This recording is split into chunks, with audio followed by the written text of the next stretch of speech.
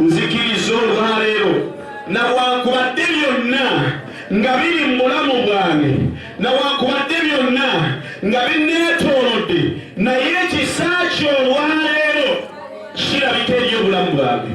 Mukama nyimusiza emikono gyange gy'oli njatula obubi bwange bwe nakola nga mmanyi ng'era simanyi.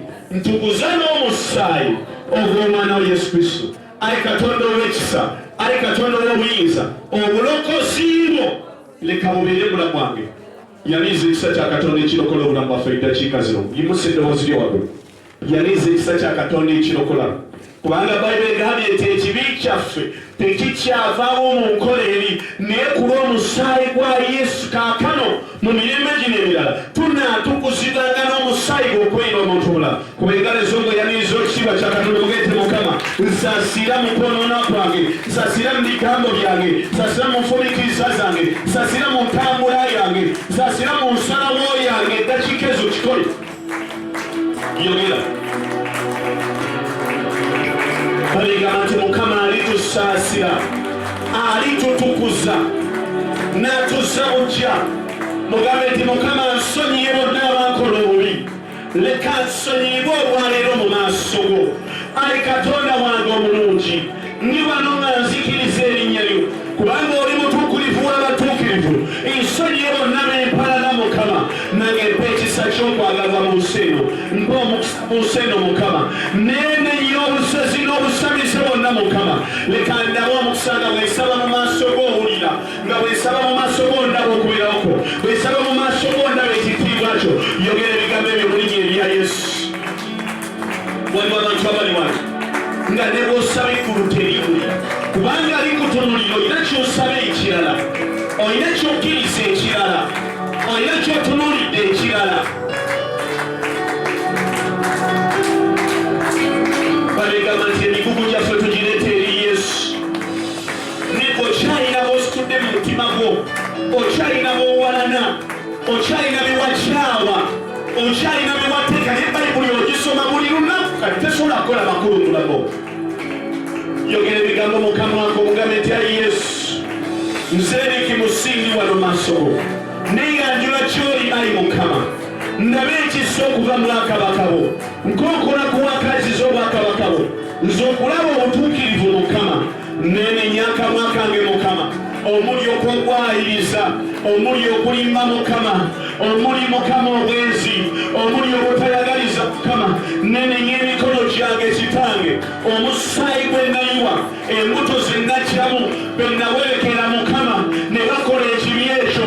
Ayi Katonda wange olwaleero tukuze emikono gyange, kubanga mmanyidde ddala bw'otyo bwe wayogera n'ogamba Dawudi nti ssebo Dawudi, emikono gyo gyonoonese n'omusaayi.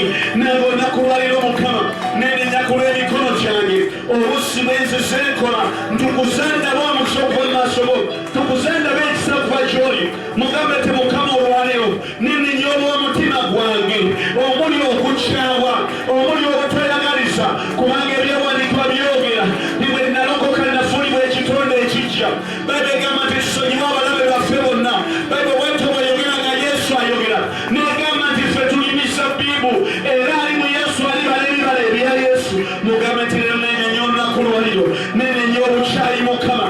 Sisembeza balabe bange, sisembeza batanjagala, naye ayi Katonda wange omulungi, neenenya ku lw'okusalawo kwange okubi, neenenya olw'endowooza yange embi eri mu lubereberye mukaaga Mukama. Ne sikulowoozaako bulungi, sikola bulungi Mukama.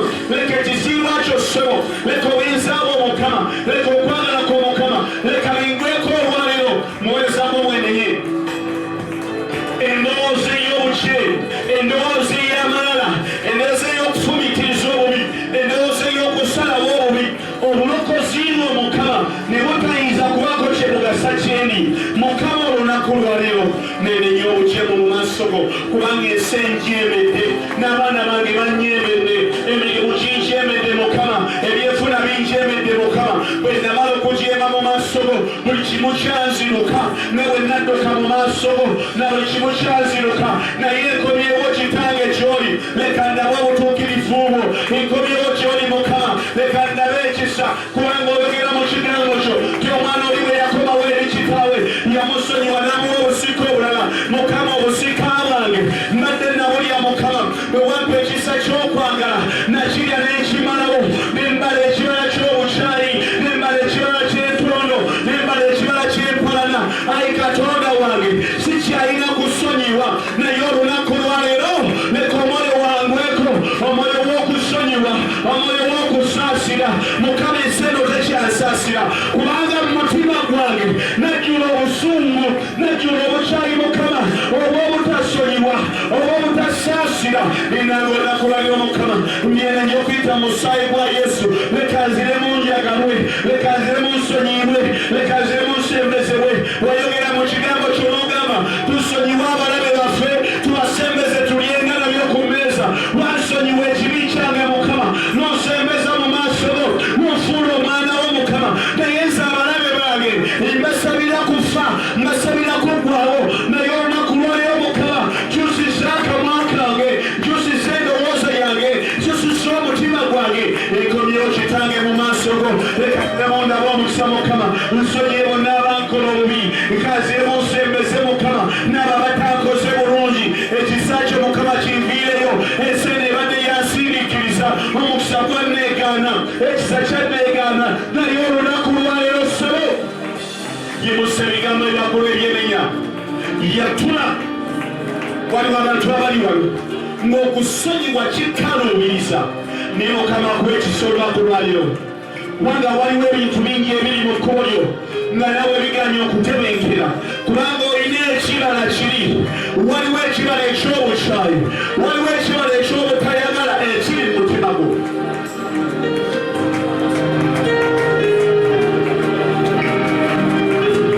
Akoye eki kyajja kwogera tokigamba neiba oyogera naggulu tokigamba musumeeki yogera naggulu yogera ne Katonda eddakiika zino bonna bw'oli mugambe nti Mukama olwaleero nsaba ekisa kingweko olwaleero nsaba ekisa kingweko kubanga Mukama omutima gwange musi onaabakola obubi ndowooza baffe buli kyenkwatako kifa buli kyentandika kifa. Obwesa bwange bufudde Mukama amafuta gafudde Mukama ekisa kivudde okuva wendi naye ali Katonda w'aba Katonda olunaku olwaleero nyaliza ekisa ekiramu okuva kyoli nyaliza obulokozi okuva kyoli nyaliza okwagala okuva kyoli nyaliza omukwano okuva kyoli nyaliza obuyinza okuva kyoli.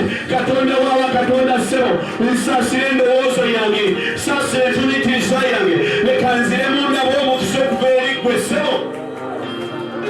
Waliwo abantu abakoze bizinesi waliwo abantu abakoze emirimu waliwo abantu abatandisa ebintu ebyenjawulo nga bifa kubanga mundaasa mwe mulimu obukyayi mundaasa mwe mulimu obutebe. Yimusa emikono gy'waggulu mugambe Yesu yegwe kiwumulo kyange yegwe kiddukiro kyange omugugu gwange ogw'obusamizi ngwekanye olunaku lwaleero nguleese mu maaso go. Siinaayo Katonda yenna mulala siinaayo kintu kyonna kyengenda kusinza okuleka gwe yantonda n'onteeka mu nsi. Mukama okuva olunaku lwaleero nenenya enkola z'obusamizi zonna zebadde entambuliramu nenenya enkola z'obuwemu zonna ezibadde mu kamwa kange olulimi lwange okwogera ebigambo ebyekyejo. Mukama nenenya obujeemu obadde mutima gwange kyoli kandabe ekisa olwaleero kandabe okwagala kw'Omukama nsaasire olwaleero ontukuze n'omusaayi gwo. Mpe emmeeme eyagala mpe emmeeme esonyiwa kubanga wasonyiwa bonna Mukama abaakola obubi omwana wo Yesu. Nzikiriza olwaleero kino sisobola kikola ku lwange naye leka okwagala kwo kungweko Yesu. Leka okwagala kugekula mangu olunaku lwaleero buli bubi bwonna obadde mu maaso gange bwe ndowoozaako Mukama nga buli muntu mulabanga bubi kantwala ekisa okuva eri ggwe ayi Katonda wange okukyusibwa okubeera omuntu omulala. Weebale Yesu kubanga okikoze mu bulamu wange kuba engalo ez'abakulu nga weebaza Yesu omusaasizi waffe. Mugambe Yesu weebale kunfiiririra weebale kunsaasira weebale kunnaza na musaayi gwo. Beerako ebigambo byo byeyogera nga weebaza Yesu. bazadde baffe, weebale longoosa mikwano gyaffe, weebale longoosa gye tukolera Mukama, weebale Yesu olw'ekisa ekiva eri gwe. Weebaze Yesu n'endwadde ezibadde mu nnyumba yo ziwona kati. Kuba engalo ezo mu dakiika 3 oyogere. Weebaze Yesu waliwo ekigenge kyo ekiwona kati. Weebaze Yesu obulwadde bwo buvaawo mu linnya erya Katonda omulamu. Engeri eyo ebaddewo etabadde ya bulongoofu, engeri eyo ebaddewo etabadde ya butuukirivu, Katonda ow'ekitiibwa akulongoosa leero. Babegamba nti Yesu atugamba bwe malanga okusaba mwebazenga n'okwebaza Katonda nti akikoze mulamu. Bw'omaze okwenenya weebaze Yesu. Weebale Yesu atuwadde omukisa omulala. Weebale Yesu bw'atukomezawo ekitiibwa ekirala. Weebale Yesu bw'atuzaawude okuva mu bibi byaffe. Weebale Yesu bw'atadde okwagala mu mirembe zaffe. Weebale ko Yesu asonyiye ekibi kyaffe ekikadde. Weebale Yesu bw'atuwadde okwagala okujja Mukama. Weebale Katonda bw'aba Katonda ssebo. Weebale olw'erinnya lyo n'obuyinzaabo. Weebale Yesu. Mugambe Yesu weebale. Okubiri engalo ezaabwe zineebaza kubanga bwa kitiibwa.